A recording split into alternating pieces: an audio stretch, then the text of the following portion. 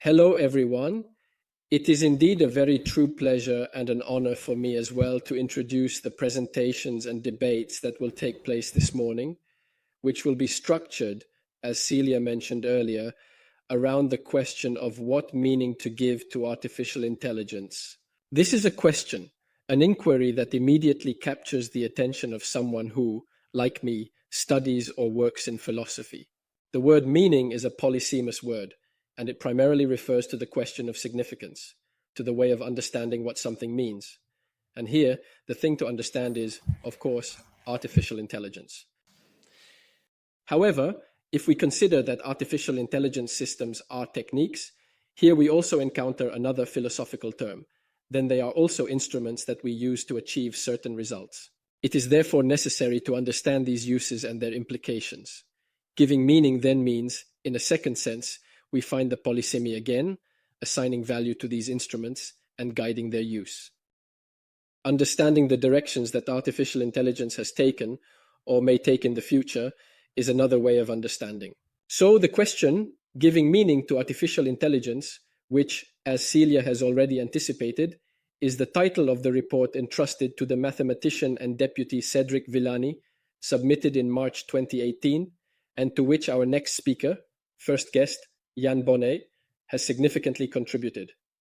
Yann Bonnet is an engineer by training and currently the General Director of Cyber Campus.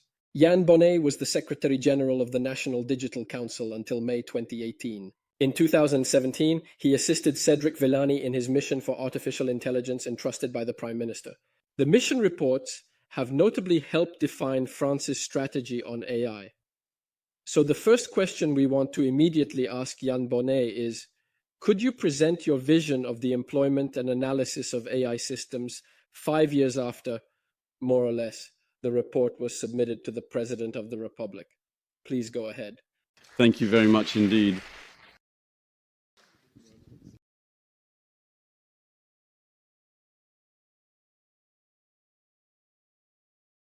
Hello everyone, very happy to be among you, also impressed by this beautiful place, and very interested in this conference, which allows us to do a bit of retrospective, but also to see where we are today, and to project ourselves into tomorrow to see where we want to go.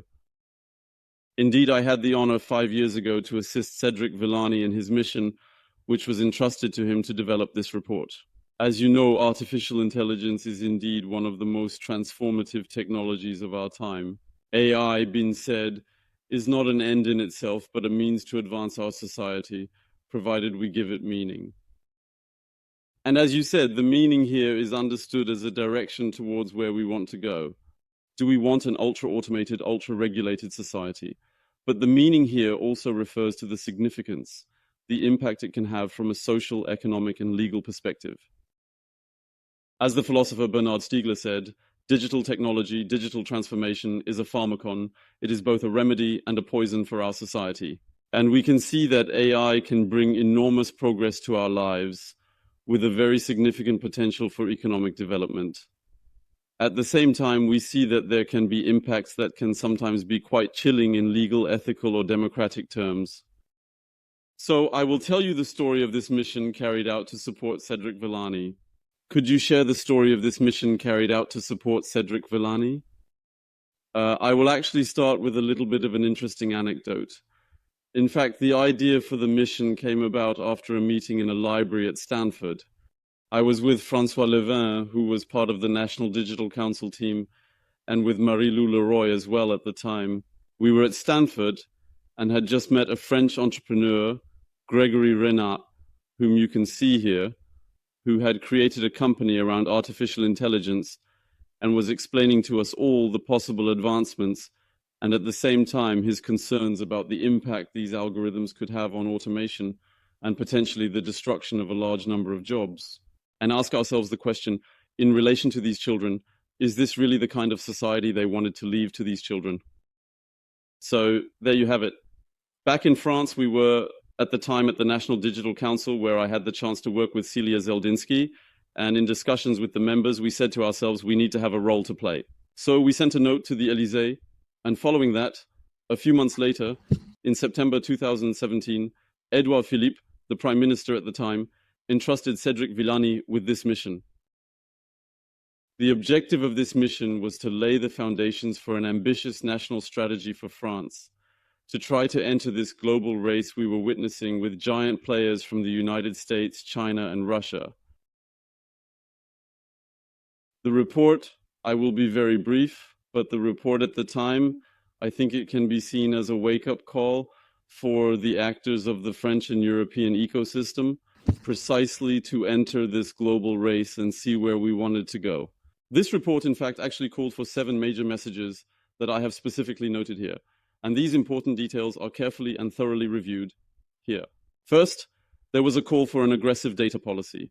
As you all know, data is at the heart of artificial intelligence and learning algorithms. And so we wanted to try to take advantage of the fact that in France we had centralization of certain data in some areas, particularly in health, and we wanted to try to promote the sharing and exchange of data. We had pushed topics like data of common interest, of general interest, which could be implemented. I think this will be the subject of further discussions later on. In this global race, facing these giant American and Chinese players, we also wanted to focus, not to spread ourselves too thin, and to concentrate on 4 strategic sectors where we believed there was significant potential in France, both in terms of economic players, research actors, and the potential related to AI. So we emphasize that there is priority support, in particular, in the fields of health, mobility, ecology, and specifically security. Then the third axis was to unlock the significant potential of French research and important research. There was a call to create a network of interdisciplinary institutes in AI, which became the 3IA. So we hadn't thought about it. Now I believe there are 4 3AIs. It makes the sentences a bit complicated. So we had called for this interdisciplinary network, also aimed at massively structuring support for research, particularly through experimentation, and thus it led to the launch of major challenges, notably with programs like Confiance, AI.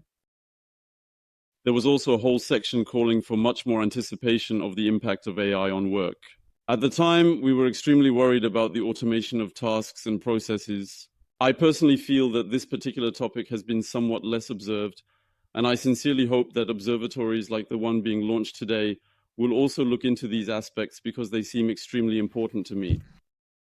Even though we are currently experiencing a situation of near full employment, it is likely that the impacts will be quite significant in the future. There was also, of course, a call to triple, to significantly increase the number of people trained in artificial intelligence. Another aspect that is extremely important, and we are seeing it more and more, is that there is scientific certainty regarding the climate situation we are witnessing. As actors in the digital and AI technology fields, what is our responsibility towards the environment and ecology? How can we aim for better digital sobriety? And how can we use AI to help us better understand what is happening and ensure that the situation improves from an ecological perspective in various ways and in different contexts to a significant extent? Finally, we had the whole section on ethics, on breaking down this issue of black boxes, this necessity. Learning algorithms are clearly a black box, how we can gain in transparency, in auditability of algorithms, to better understand the different impacts. And finally, a call for a bold policy to increase the representation of women in the digital and AI sectors, where, once again, there is a lot of work to be done. Then, in 2018, alongside my duties at the State Cybersecurity Agency, I had the opportunity to volunteer once a month at the European Commission in an expert group where we actually worked on guidelines to achieve trustworthy AI, meaning legal, robust, and ethical AI. I think that this work has contributed to the Commission's white paper, which led to this proposal for regulation at the European level on artificial intelligence. And in a few words, I know this will be the subject of a roundtable discussion later, so I don't want to dwell on it. But this is where we push the idea of a risk-based approach to find a compromise between innovation and the imperative need for protection against the changes that AI algorithms can bring. And finally, to conclude this speech, I indeed wanted to take this opportunity to talk to you about a conviction, which is that if we want to become a great digital nation in AI or other fields, we need to have a vision and operate much more as an ecosystem. And so, there you have it. For the past 2 years, I have been in charge of setting up a cyber campus, And that's what we are trying to do. We just opened 3 months ago. It's a very beautiful place with more than 1,800 experts, research actors, the CEA, the INRIA, the IMT, the CNRS, schools, private actors, startups, large groups, half of the CAC 40. And the goal is to unite all these actors to be stronger together. And there you have it. I think it's definitely really something to watch, quite interesting. We believe that we can leverage the ecosystem. We must leverage the ecosystem in the face of this growing cyber threat, which also concerns AI, because we are seeing new attacks on AI. And we need data scientists to improve on cyber issues. So it is also an interdisciplinary place where we explore, notably with François Solier-Fogelman, who is the former thesis advisor of Yann Bonnet, and who helps us enormously on the subject of AI and cyber. Behind this place, in fact, we have this ecosystem approach, and I think we should perhaps highlight two specific features of this system that we are currently experimenting with. The first, governance. In fact, this ecosystem, the image I use, we have sought, in fact, it's like in nature. An ecosystem that is fertile, that produces well, is an ecosystem that is diverse. So here we sought the diversity of the ecosystem. And it is an ecosystem that is balanced, where no single actor is too dominant and starts to pollute and break the chain of the ecosystem. So we have done something quite interesting here. It is a private company, Cyber Campus, but we have separated the capital contribution from the decision-making power. There are 9 colleges, one for startups, one for research, one for industry, and one for benefits. The beneficiaries are the CAC 40. They invested money, the CAC 40, and agreed to have a voice. So they have indeed the same weight as the actors in research or education. All this is to compel us to make decisions in the interest of the ecosystem and not solely in the interest of public or private actors or the big and the small. This is an interesting specificity. The second specificity of the campus is that we want to unite the actors. And we think that this will happen through what we have called the cyber commons, which are shared resources, somewhat like the Creative Commons, that allow stakeholders to work together to create tools. And so, concretely, there is enormous interest in this. This is the big surprise that I can observe. We are now more than 500 contributors, and we are creating, for example, an intelligence database in the context of Ukraine and Russia that we know, or an artificial intelligence platform to experiment on use cases. As soon as we find a common problem among several types of stakeholders, we come together and try to move forward to produce resources. So I wanted to share this experience because I think these are things that can also contribute to the field of AI. And behind this, there is a call for you to come as data scientists, come to the campus, we need you. And you, university, we need to train. We have more than 15,000 unfilled positions in the cyber field, so we need universities to train much more. Thank you, and have a great conference, everyone.